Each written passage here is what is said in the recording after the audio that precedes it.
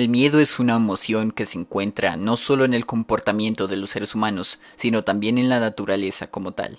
A pesar de que en los animales esta sea parte de un innato instinto de supervivencia, para nosotros puede llegar a ser una poderosa arma, ya sea para evadir un posible peligro, para controlar el comportamiento de una sociedad o en el caso que analizaremos a continuación, para entretener.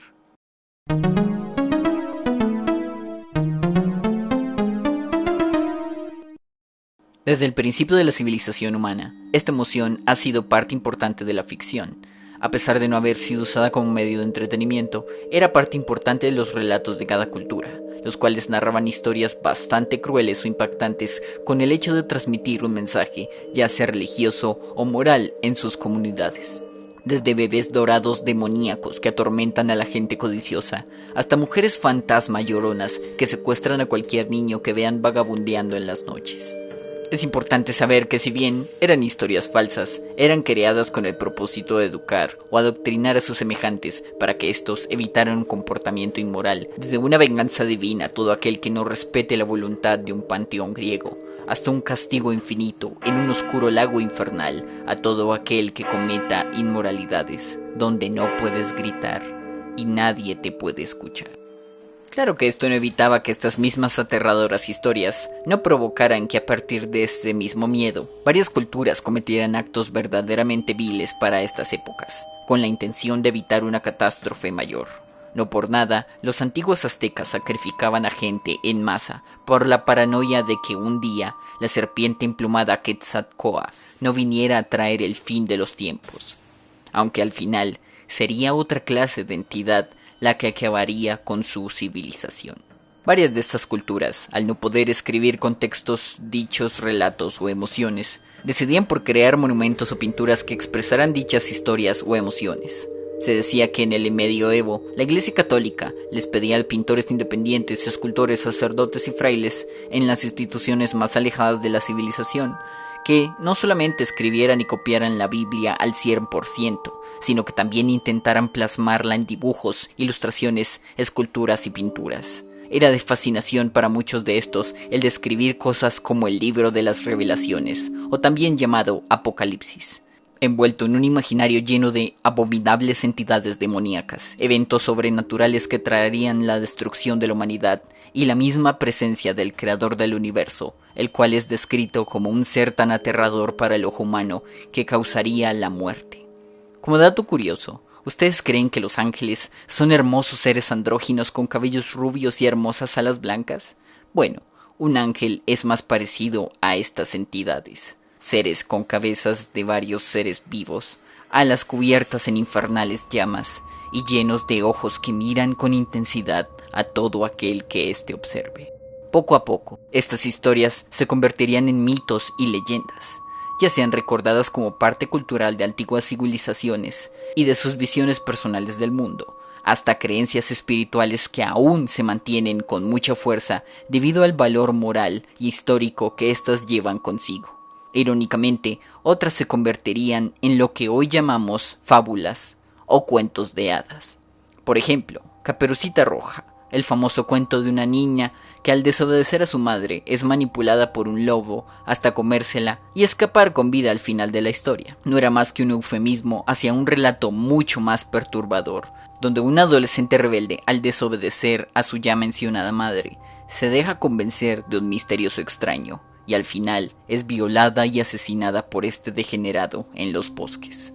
Es probable que cada cuento de hadas que conozca, ya sea por Walt Disney u otra compañía infantil, solo sean versiones moderadas e infantilizadas de aterradores relatos pueblerinos. La mayoría de estos cuentos son tragedias muy agresivas, las cuales intentaban mostrar las consecuencias de la rebeldía o las actividades inmorales. ¿Sabían que La Sirenita no es la historia de una chica que al rebelarse contra la voluntad de su padre consigue el amor de su vida en otra especie?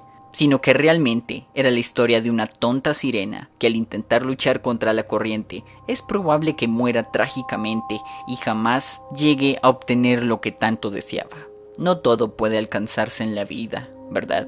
Si bien La tragedia no era necesariamente aterradora en cuanto a narrativa se refiere, estas solían ser muy populares en las antiguas culturas humanas. Solamente es tomar las obras de Shakespeare para saber los horribles y sangrientos resultados que una mentira o un desamor pueden causar al final de una historia. Poco a poco, el miedo pasó a ser un entretenimiento fascinante para el público en general, en especial el público juvenil. Si bien las historias sobre monstruos que atormentan a todo aquel que se rebele contra la moral de una sociedad se mantenían en los pueblos y la cultura general, los jóvenes poco a poco empezaban a dejar de atemorizarse con estas historias, y en lugar de eso, empezaban a disfrutarlas debido a su chocante e impactante contenido oscuro. Estos mismos jóvenes, al convertirse en adultos, probablemente empezarían a crear sus propias historias de horror, y no necesariamente para transmitir un mensaje moral o infundir miedo para controlar el comportamiento social de un pueblo, sino quizás sea solo para ya sea describir con eufemismos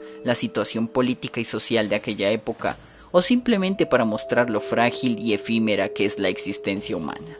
Desde hablar sobre perversos nobles chupasangre que no estaban tan alejados de sus contrapartes históricas, hasta historias de omnipotentes divinidades extraterrestres que traerán la inminente destrucción de la humanidad, y solo verlos llevaría a la locura al más cuerdo.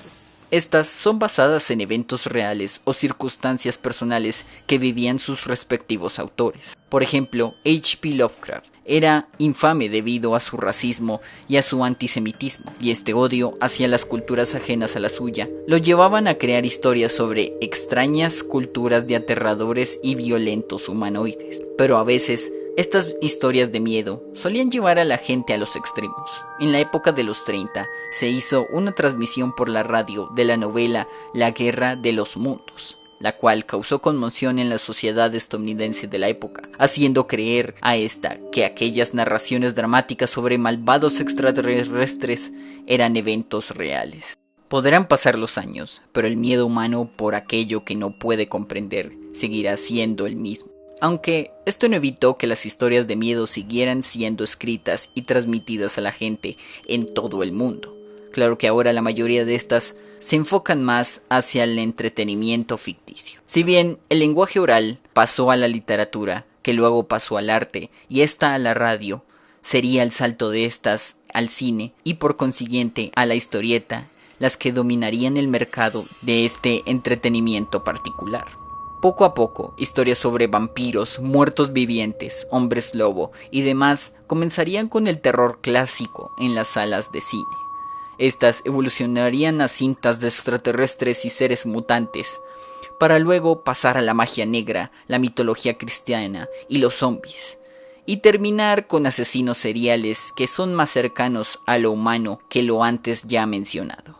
Cabe resaltar que en estos medios narrativos existen dos maneras de causar miedo en el espectador, el horror y el terror. Sé que suenan igual y que para muchos parecerán lo mismo, pero en realidad estas son dos formas diferentes de presentar esta dichosa emoción. El horror se basa en el miedo hacia lo sobrenatural, hacia lo desconocido, a lo que no podemos explicar ni entender, mientras que el terror es la mayor sensación de miedo, ya que se basa en lo que sí podemos entender. Es el miedo hacia lo real, a lo que se encuentra a nuestro alrededor. Por ejemplo, no es lo mismo temerle a un asesino demoníaco que mata niños y adolescentes en sus sueños, a uno con problemas mentales que mata a todo aquel que decida hospedarse en su hotel. En la actualidad, no solamente es el cine el mayor medio donde esta emoción predomina como conductor de una narrativa, sino que también medios como la televisión y los videojuegos serían partícipes de transmitir el miedo a las masas.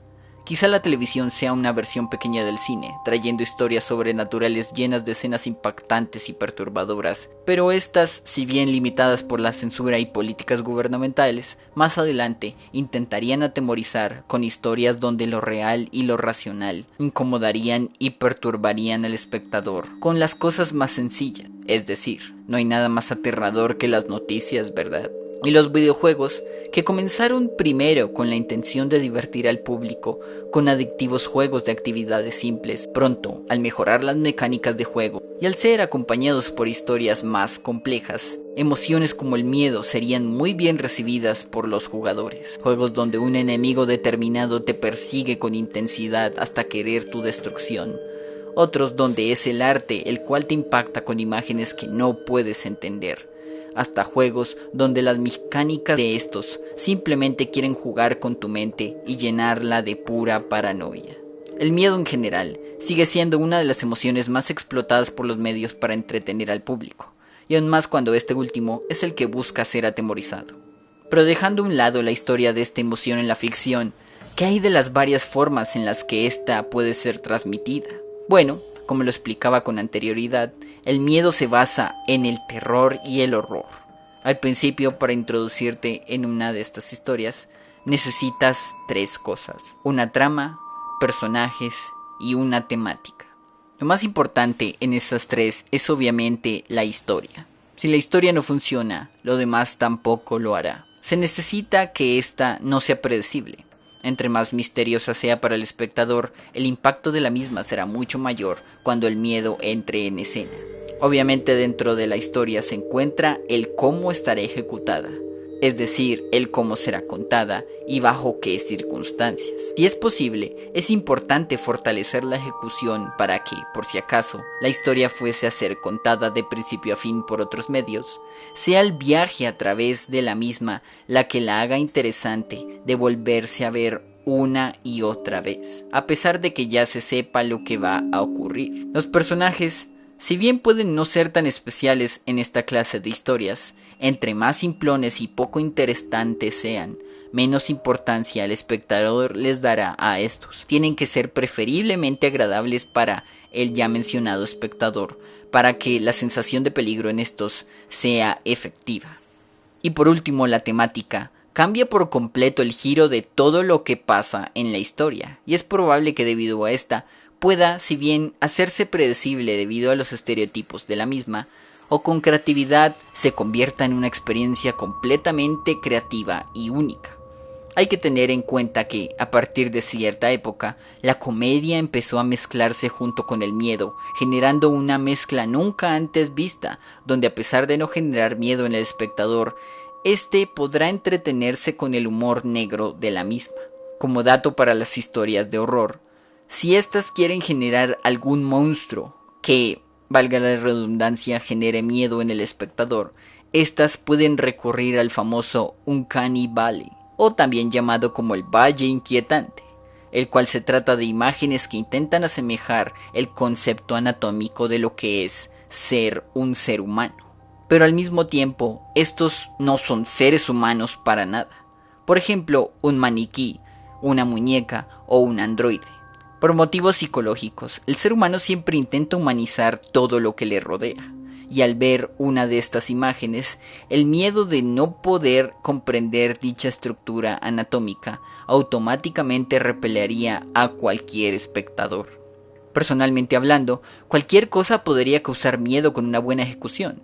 Desde caricaturas infantiles que usan cosas como el Valle Inquietante para jugar con la mentalidad infantil, hasta tocar temas de una naturaleza exclusivamente madura, y descaradamente mostrar escenas de alto contenido violento en estas animaciones o programas infantiles. En el manga y el anime, por ejemplo, si bien en cuanto a animación japonesa solamente puedo decir que una que otra serie se asemeja a lo que yo podría considerar como aterrador, en estos están Boogie Pop Phantom y Perfect Blue, al menos en mi opinión. Cuando hablamos de manga, bueno, digamos que las historias de las que podría hablar son tantas que ocuparía todo el video hablando de las mismas. Pero para generalizar, podría decirte que los mangas de Junji Ito, con su constante uso de lo cotidiano y lo absurdo en la temática de sus historias, por dar un ejemplo, es lo más cercano al auténtico horror japonés, al menos en esta área de campo. Lamentablemente, en esta época, la mayoría de historias de miedo se basan exclusivamente en sorprender al espectador con trucos baratos.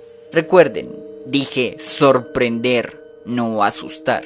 ¿A qué me refiero con sorprender? Bueno, pongámoslo de este modo. Tan solo poner esta imagen Ya he causado que en el subconsciente de más de uno de ustedes que está viendo este video los lleve a uno de los peores momentos que han tenido en su viaje por la internet. ¿Quieren saber por qué? Porque esta imagen pertenece a un infame comercial que usa una sucia táctica para impactar al espectador. Un jumpscare, también conocidos como screamers, son sucios trucos en medios auditivos y multimedia para justificar el miedo. Estos se basan en poner un ruido increíblemente estremecedor acompañado de una imagen perturbadora, solo para sorprender al espectador de la manera más descarada y tramposa posible. ¿Por qué es tramposa y descarada? Porque cualquiera lo puede hacer en cualquier momento, en cualquier circunstancia.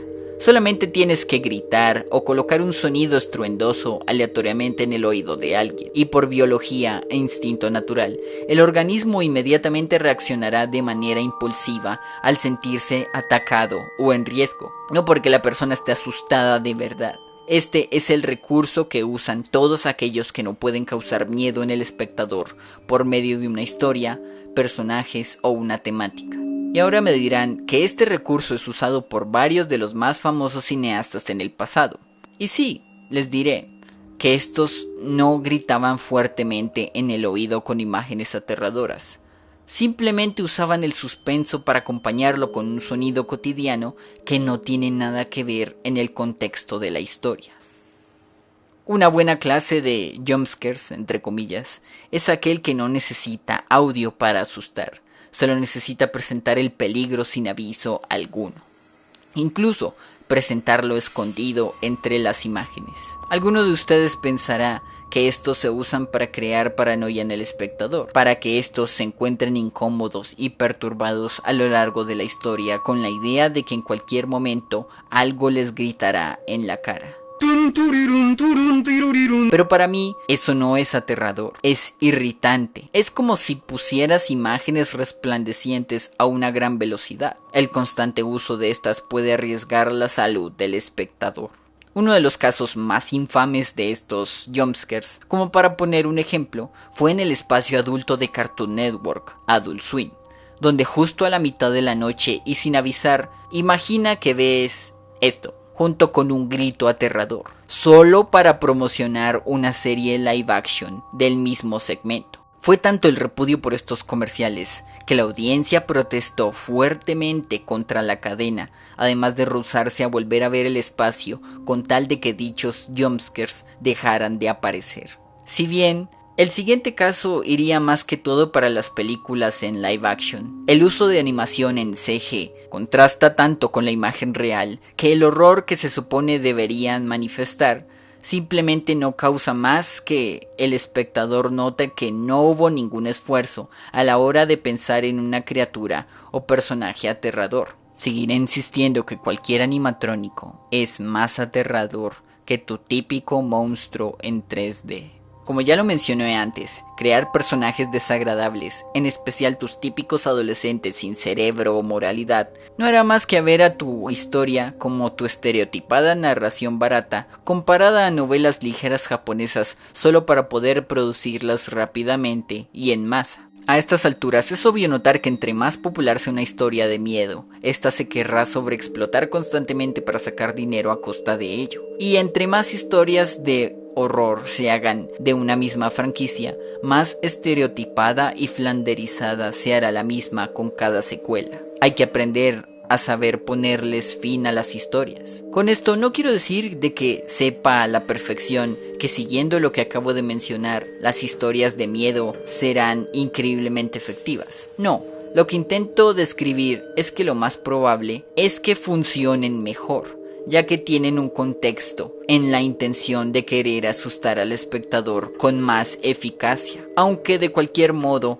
no cualquiera puede asustar a la gente. Y dejando todas estas cosas atrás, algunos de ustedes se preguntarán, ¿cuál es la clase de ficción que le produce miedo a la oveja? En el pasado, vivía aterrado de niño por cosas como los juguetes que cobran vida para causar daño, los payasos que quieren matarte mientras te bañas, los demonios que se esconden en la oscuridad de tu cuarto, y aunque no lo crean, algunos logotipos corporativos que se transmitían en la televisión.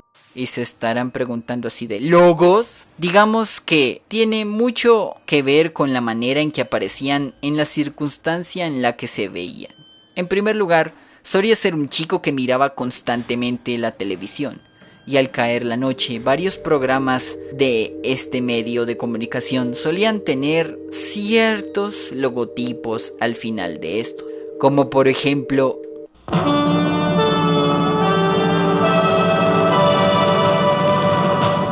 este repentino sonido estruendoso, el horario en que aparece y la forma tan extraña en que lo hace, es algo que de forma personal me aterra. Y para los que creen que estos mismos no se han usado con el mérito de atemorizar, a finales de la Unión Soviética, en los 90, existe un logotipo creado para una cadena rusa, el cual está basado en una antigua máscara china que representaba la muerte, modificada por computadora, únicamente para que esta misma causara temor en la audiencia y así pudiera ser recordada por siempre. Y no comencemos a hablar de las distintas y aterradoras variantes de la misma, solamente para que este logo fuera aún más perturbador de lo que ya es. Les mencioné que los 90 era una época muy extrema. O quizá podrían mencionarles de cómo el antiguo canal Locomotion, el cual transmitía animaciones para adultos de todo tipo, me aterraba con sus abstractos y surreales cortos comerciales, a puntos donde efectivamente la intención de los mismos era atemorizarte o intimidarte con su arte y mensaje. Pero si quieren que les diga cuáles son las cosas que actualmente me aterran de verdad, bueno, para eso tenemos a las historias que suelen tocar temas que podrían perfectamente ocurrirte a ti en tu vida cotidiana. Más que todo cosas como el cine independiente, juegos igualmente independientes o desconocidos, una que otra pintura y en especial las propagandas televisivas. Ustedes saben, aquellas que constantemente te insisten que los accidentes no existen, mantente siempre alerta cuando conduces, el maltrato hacia la mujer está mal y por lo que más quieras, no consumas drogas. La vida real a veces puede ser más aterradora que la misma ficción, ya que después de todo, ¿qué sería de la misma sin los terribles sucesos que ocurren en nuestra cotidianidad?